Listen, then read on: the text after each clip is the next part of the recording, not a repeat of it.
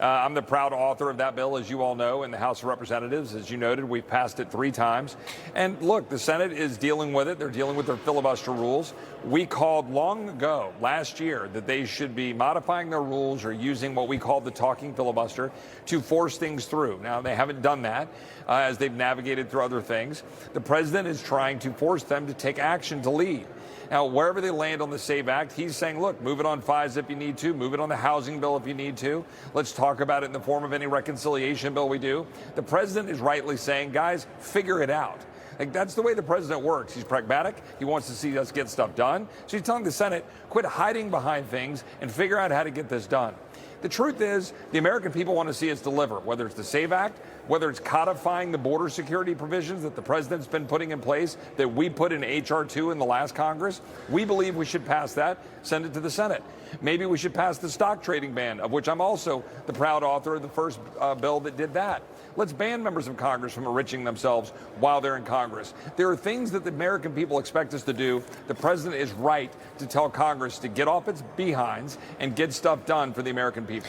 Congressman, I feel like there are colleagues of yours in Congress who just maybe aren't seeing how important this is to Americans. And I talked about this last hour. The polling on this is through the roof. Gallup has 84% across party lines approval. 98% Republican support for the Save America Act. Now, when you have that, the American people are telling the lawmakers, do something about this to secure our elections. They want to see action, so I get where the president's coming from. Yeah, look, the president is a get things done guy. Look, we have a system where we've got the House and the Senate, and we have to balance it. I'm not pointing my finger at any one individual, but what I will say is the Senate has been hiding behind their rules for a long time. There is nothing in the Constitution, there is nothing sacrosanct about 60 votes. That is simply a measure to shut off debate. The Senate should have set in motion a long time ago a process to let the debate unfold and force the vote at 51. They didn't do that. So now the president is saying, guys, he's saying Majority Leader, Thune, team, get it done. Now, again, if they hit a wall, at least can they deliver with us on other priorities? Like I said, codify the border security. Stop congressional stock trading and make it to where it's fair so people aren't getting enriched by serving in Congress. Let's deliver on the things we promised. Let's finish strong so we can win in November to have a really strong final 2 years for the president. That's what the president is saying. He's not telling them every single thing they have to do. He's saying deliver, and that's what the Congress needs to do. Congressman, we're just about out of time, but I'm just trying to wrap my head around why Republicans, particularly why Senate Republicans, would not be in favor of the Save America Act. Can you just explain that for us before we have to say goodbye?